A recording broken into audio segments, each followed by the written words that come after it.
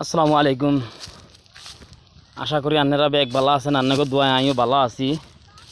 আজকে শ্বশুর বাড়িতে গেছিলাম আমরা বেড়াই বেল্লাই, তো আলহামদুলিল্লাহ বেড়ানি গিয়েছি। এতারা ভালো একটা খাবার আয়োজন করছে, কিন্তু সমস্যা হয়েছে যে এতারা আনছে লোকাল মুরগি। কইছি লোকাল মুরগি হইলে ভাত খাইতাম না।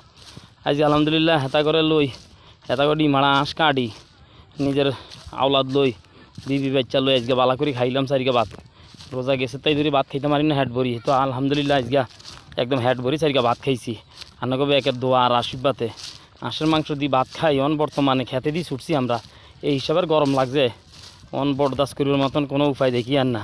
কইছি তাড়াতাড়ি ঘরে চলি যাই, তে যাই হেন সুন্দর করে মোটর চালু দিয়ে আর বাস মোটর হানি দিয়ে গা গোসল ধুই।